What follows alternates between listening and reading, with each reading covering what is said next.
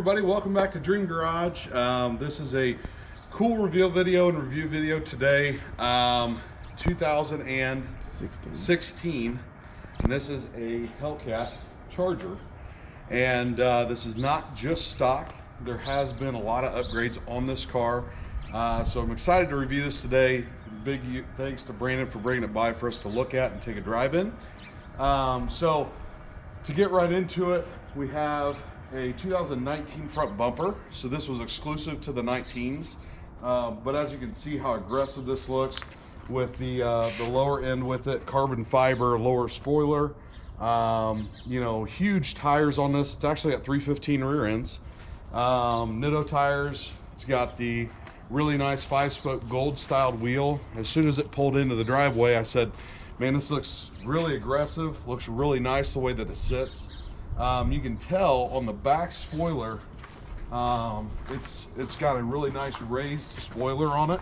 I like ones that don't have space between the rear deck lid and the spoiler, and this looks really, really good and aggressive. Nice exhaust to it. We're going to start it up here in a minute so you can actually see what it sounds like and hear that. It even has rear air dams for the rear tires and brakes to get some more fluid or air out, which is really nice. Even carbon fiber on the rear lower, which is, it's just a really aggressive look to this car. So this stock is 700 horsepower, right? And now with the performance filter, pulley, it's I think the exhaust has been tampered with a little bit for positive. So what is this making now? Did somebody tell you yet, or? I don't know. It's actually going to be at RS Performance. Gonna have them put it on the dyno and just see. Okay, so it's probably making roughly 750 to 800 crank horsepower, which is really impressive for a 4-door sedan.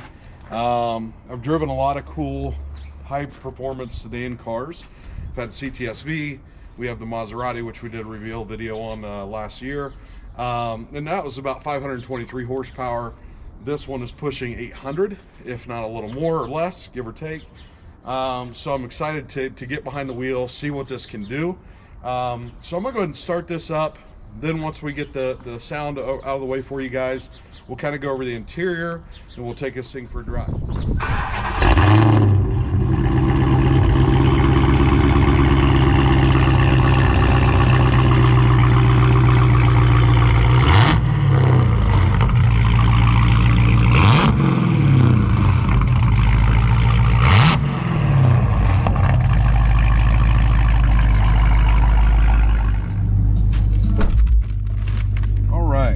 So now that we're inside the cabin, as far as the seats, I think that for a performance vehicle and domestic, for some reason I love these seats better than any other domestic brand. The Jeep, you know, Hellcat, or the Jeep Trackhawk, the TRX, and these seats are just amazing. So I can't complain about that at all. The steering wheel is very similar in the way that it feels. Has a really good loud rumble to the car, which, like I said, with that exhaust that's on it, it's going to give that to you. Has a really cool gauge cluster. It's a really nice feel. When you sit in this car, you know you're in something that goes fast, which is what you're looking for when you're in a performance sedan. So I'm gonna go ahead, we're gonna get our seatbelts on, get this thing on the road, and talk a little more about it. So this is really cool here. Looks like you can see it shows what the power is, tells you what transmission mode you're in, if you want your paddle shifters on, traction, suspension. So basically it gives you race options. You can do sport, track mode, which a lot of these performance cars do now, or vehicles, because I guess there's a lot of SUVs, or some SUVs, that do that as well. And this does have the red and black key, right? Yes, it does. So I know that sounds really small when it comes to detail of what color your key is, but there's something about having to have a special key to unlock the car It's like Wave Runners when they have rentals. They have two sets of keys. One is for the rentals so people can't, you know, destroy the Wave Runner and not go as fast. And then you have one that lets it do its thing. And so I really impressed with that. I thought that's always been something cool that Dodge did. It's got sunroof, got all the amenities that you're looking for when it comes to the luxury aspect of a performance car, which I think is very important. If you guys watched the TRX video, loved the truck. It rode well, it drove well, all the power's there, but it didn't have heated seats, it didn't have a power passenger seat. There was just things that it was missing that I felt was just, for a $100,000 car, it needed. So this definitely has that. I like the center shifter. So we're gonna just kind of get this thing on the road. It looks like it does have side blind zone alert as well in the mirrors. So it does have some advanced safety features that we look for in today's cars with all the technology that's being pumped into these things. First impression, actually driving the car, it handles, it's really nice at a lower RPM, just driving through. Tight steering, which is nice. Everything's really close for your fingers to touch, whether you're just, you know, going through your instrument cluster or the screen or what have you. It really drives very nice. The thing that I like about like my wife's car and this car and a lot of these sedans that have power is it's not too much where you can't drive the car like it's normal. When it's like days like this in Indiana where it's, you know, we're at 35 degrees today, we're about to get hit with a ton of snow tomorrow is what I've been told. I hope they're wrong. But this really allows you to still drive it like you're just going to work driving a Hyundai Sonata, but in a lot cooler fashion. But if you want the power, all you got to do is press on that accelerator just a little bit better. So if you guys haven't, take the minute here to do this now, and you haven't subscribed, please consider doing so. It's very, very beneficial for us to keep this stuff going for you. I do apologize that it's been a while since we've made a video.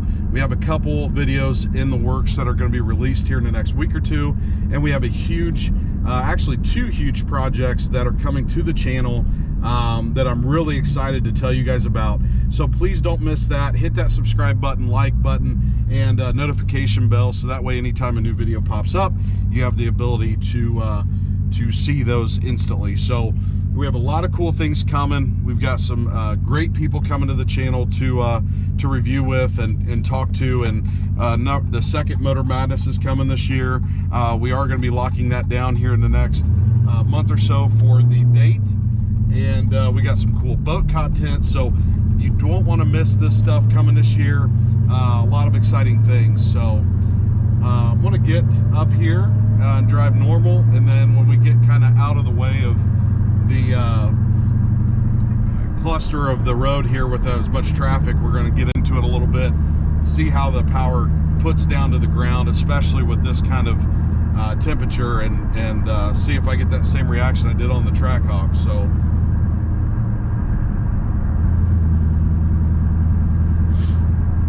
definitely noisy in the cabin. I'm actually a fan of that. I know a lot of people are not, but when it's a stock exhaust, it doesn't sound as loud. So that's not something to really judge on the car itself. The exhaust, if it's not stock, I always have said it's more tailored to the person rather than the car. So with this kind of horsepower, with this kind of motor that's in it, it just has a really good sound. I love a loud exhaust. My Corvette has that. The new one coming this year I'm eventually going to do something with. So, you know, it's definitely loud, but I like that.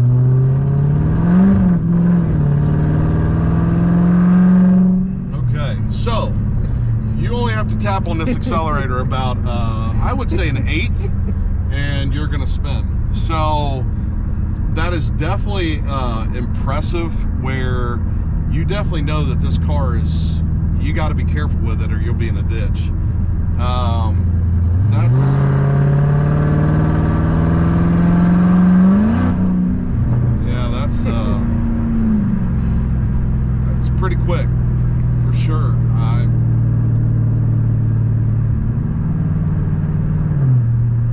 as you guys know, and I've talked about this many times on the channel, I'm a GM guy in normalcy when it comes to brands. However, I've grown a lot of respect for a lot of different brands. That's something that Brandon and I talk a lot about on a weekly basis, or when we speak about exotic cars. You know, there's such a huge passion for that, and different brands. But I got to tell you, when it comes to performance in sedans, SUVs, and trucks, Dodge really hit the mark. And you know, I have to give them props where it's due. And like I said before, these are the things that for some reason GM has just kind of went away from. They do have the CTS-V, which is impressive, but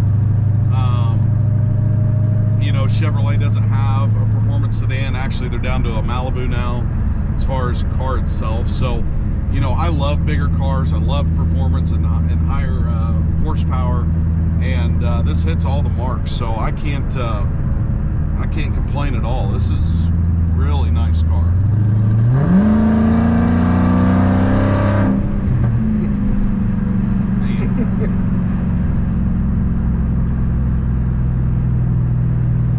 There's a lot of cars that this would be a sleeper on, that you'd pull up next to. They think they'd have you just because of what the car is, and you'd smoke them. That's it's just impressive. I mean, it's just a very impressive car.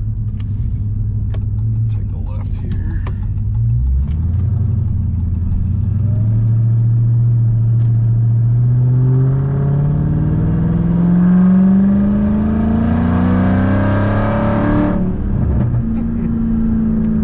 This does rev. It looks like it's just shy of 6,000 or 6,000 RPM for a V8.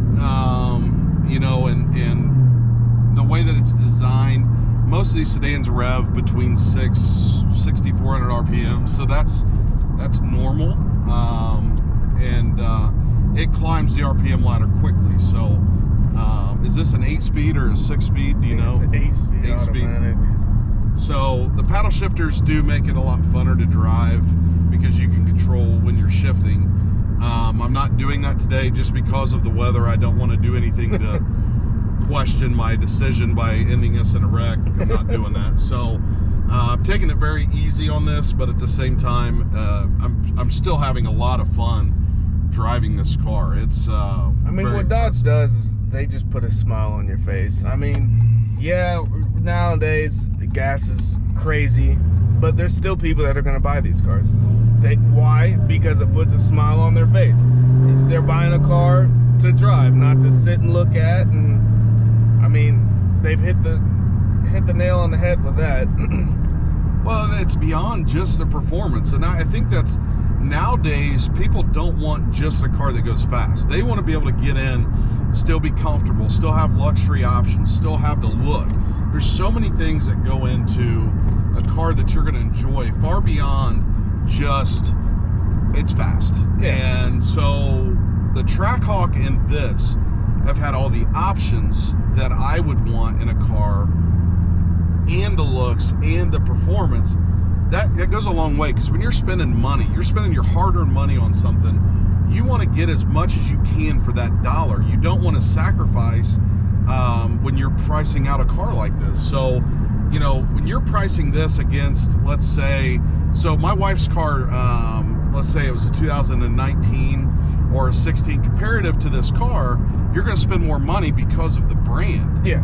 And I think once you start getting into the realm of testing out these cars and getting past the nameplate of what it says, it's all about the options. It's about what you prefer. Right. And what the car itself offers and what they've done. And, you know, I think that as YouTube has grown and these auto YouTubers have come out, I think there's a lot of knowledge that has been spread now about exotic cars and domestics and different brands and different cars that you can go, I never would have thought to look at this until I've seen reviews where people have actually given it a chance. And Brandon knows this. I don't think that I've ever given Dodge a true chance. I did have a Dodge Ram in 03, and it was a nice truck. But outside of that, I never really went to Dodge because, again, I'm just a GM guy. But driving these cars, I've been so impressed with with what the car offers, how comfortable. I mean, these are like Recaro seats. Then they're supposed to hug you, and it does, but it's a comfortable hug. It's like somebody that's not trying to squeeze you out. And for a guy like me, when they're a typical Recaro seat, I can't sit on them long. They hurt. So that's a big deal when it comes to a comfortability for me when I'm looking for a performance car. So as far as a rating on this car, I have to go, I'm gonna say 8.5. I think that that's a very good number for this car. You know, I'm not giving it a 10, not because it's not all there. It's just, you know, I really don't have a lot negative to say about the car, to be honest with you. But it's really hard for me to give a car a 10 just because there's always things you could say, well, this could be a little better, this could be a little different. Yeah, it slurps gas, this, that, and the third. But at the same time, you're not really buying one of these vehicles because of the gas mileage. No. Dodge, I mean, they turned a $24,000 rental car into a monster. Right.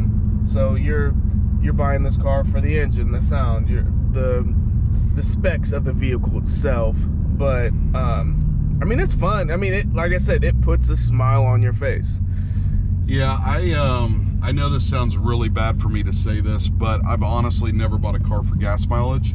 I know that is not a smart thing to do, but I've always looked at it as long as I can afford the gas, I want to buy a car that I'm going to enjoy. And if I got to stop at the gas station, you know, 1.5 times to somebody else's one, I'm going to take that because, you know, the car itself is going to be funner for me, and I'm going to enjoy spending the money knowing that I have a car I actually love instead of, you know, something that I'm going to look around and see somebody else drive up in it and go, man, I wish I'd have bought it. So, like I said, I think 8.5 is a strong number.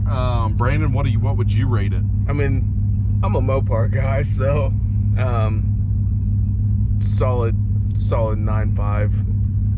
There's always like you said, there's always something you can, you know, pick and prod at, but right. I mean, by all means, it's no perfect car, but 9.5 to me, I mean, yeah, no, I think that's fair. I mean, I think if you're in between 8 and 10, I think you're grading this properly because, again, I think that overall, I mean, there's even carbon look flash in the interior as far as the dash, the console, as far as where the shifter is.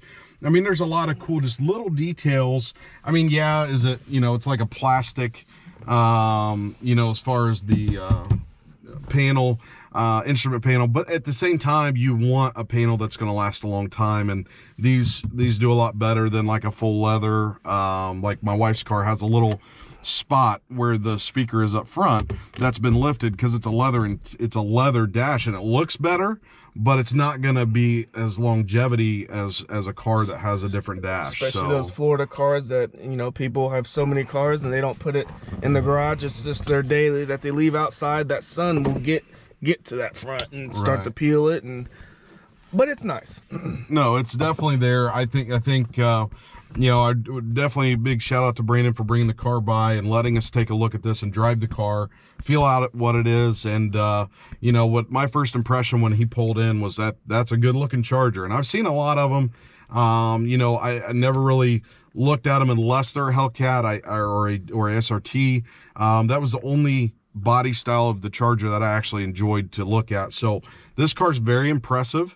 If you're in the market for a sedan, looking for something with just to be different, it has some performance to it, I think that this is definitely a car to check into. I think that you definitely would enjoy spending your money on a car like this. So again, thank you guys so much for watching and paying attention and watching us, following us. We are on Facebook, Instagram. Like I said, a lot of big things coming. One of those is already in the driveway, just not been revealed yet, but we are getting to that. And I hope you guys have a wonderful day, and we will see you guys in the next one.